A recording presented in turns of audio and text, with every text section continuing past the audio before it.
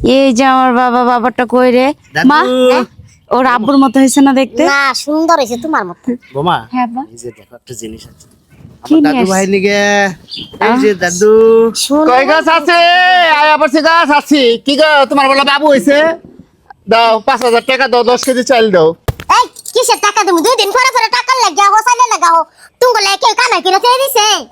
বাবা বাবা 2 দিন পর ও আইতে পারবা আর আমি টেহা দিতে পারবা না জানো না হিজলারা হে কে এর আগে 200 দিছো এর আগে 300 দিছো এখন দিবা না আর 5,000 দিবা আর দিতে পারুম না 1 টাকাও দিব না। না দিলে যা মস্কা উঠটা পুরা লাগবে বউ মস্কা কি কয় না কয় ডেলি তো আপনাকে দিতেই আছে ডেলি ডেলি দিতেছো ডেলি কি ও আইতাছো না টেহা দিবা না দূর হইতে কতদিন পরে আইছে তুমি জলদি লয় 5,000 টাকা যাও ঘরে যাও 200 টাকা দাও 200 টাকা দাও কামাই করে চেয়েছি সাইকেল নাম দিতে পারুম না কেনতে যাব এই এটা টাকা দিবা না যাও টেহা লয় আইও আরে সব হিজলা গাছ লয় আমু সারা হিজলা গুলো আমু ফোন দিয়া দিবি না বেটা দিবি আচ্ছা আমি যাইতাছি।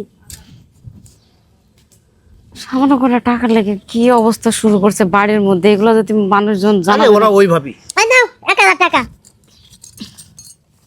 1,000 টাকা নিবো 5,000 টাকা লয় আইও 1,000 টাকা লইছে তুমি কামাই করে চেয়েছি নিলে নাও না নিলে যাও। পোলার ঘরে নাতি আমি 1,000 টাকা নিবো যাও 5,000 টাকা লই আইও আশ্চর্য, আপনি টাকাগুলো এভাবে ফালাই দিতেছেন কেন? করবার দরকার বোন গো 1,000 টাকা নিলে হইতো না আমগো হিজলাগো সংখ্যা অনেক বেশি আচ্ছা হইব না টাকা তুমি হাতে রাখবে এই টাকাগুলো ফালাই কই দাও দিব না 1 টাকা 5,000 টাকা লই আমি লই 1 টাকা দিব না।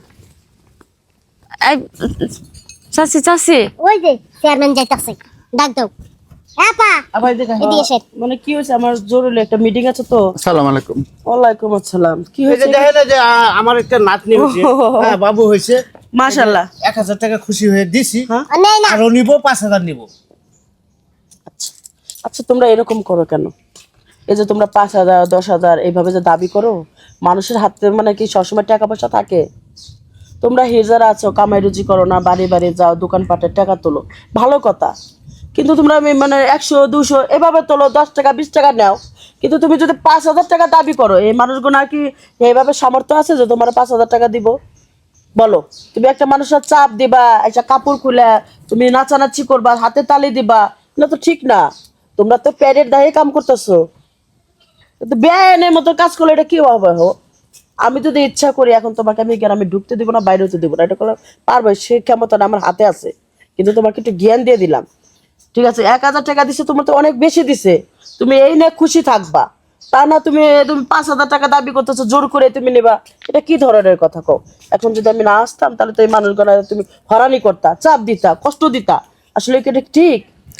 1,000 টাকা নিলে আমগো গুরুমা আমগো ভাই জায়গা দেয় না আমার গুরুমারে দেওয়ান লাগবো 1,000 টাকা তাহলে আমি কি খামু কোন আপা আহা, তোমার গুরুমা তোমার জায়গা দেয় না, তোমার গুরুমারে তুমি বোঝাইও বলবা, হেতো না সাধারণ একটা পাবলিক গো তুমি চাপ দিবা, অশান্তি করে তুমি টাকা তুলবা, এটাকে তুমি তো আইনের মানে আইন ছাড়া তুমি মানে এই জিনিসটা ই করতেছো। কাম করতে কষ্ট লাগে না, কাম কইরা খাও গা যায় কইরা পাও তো।